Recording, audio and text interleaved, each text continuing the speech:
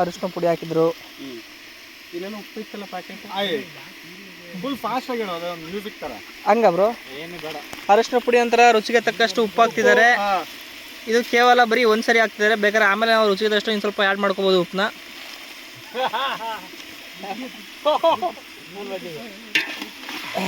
ಎಣ್ಣೆ ಬಿಸಿ ಆದ ತಕ್ಷಣ ಅದಕ್ಕೆ ಈರುಳ್ಳಿ ಹಾಕೊಂಡು ಚಿಕನ್ ಹಾಕ್ಕೊಂಡು ಮಾಡ್ಕೊತಿದ್ದಾರೆ. ನೋಡಿ ನಾಟಿ ಕೋಳಿ ಪೀಸ್ಗಳು ಎಷ್ಟು ಚೆನ್ನಾಗಿ ಕಾಣಿಸ್ತಿದಾವೆ. ಕೇವಲ 5 ಲೆಗ್ ಪೀಸ್ ಮಾತ್ರ ಕಾಣಿಸ್ತಿದಾವೆ, ಇನ್ನೊಂದು ಲೆಗ್ ಕಾಣಿಸ್ತಿಲ್ಲ. 3 ಕೋಳಿದು ಒಂದು ಫ್ರಾಕ್ಚರ್ ಆಗಿತ್ತಾ? ಅಲ್ಲ 3 ಕೋಳಿದು ಒಂದು ಫ್ರಾಕ್ಚರ್ ಆಗಿತ್ತಾ? ಉರಿ ಕಮ್ಮಿ ಆಯ್ತು ಬರ್ರಿ, ಯಾರು ಉರಿ ಅದು. ಅಣ್ಣ ಇವೇನಣ್ಣ ಇವು? ಬೀಜ. ಅಷ್ಟು ದೊಡ್ಡ ಬೀಜ ಇರ್ತವೆ ಕೋಳಿಗೆ? ಅದನ್ನು ವಿಡಿಯೋ ಮಾಡಿ. ಬೀಜ ನೋಡು, ಝೂಮ್ ಮಾಡು. ಇದೇನಿರ್ಬೋದು ಫ್ರೆಂಡ್ಸ್, ಗೆಸ್ ಮಾಡಿ ನೋಡೋಣ.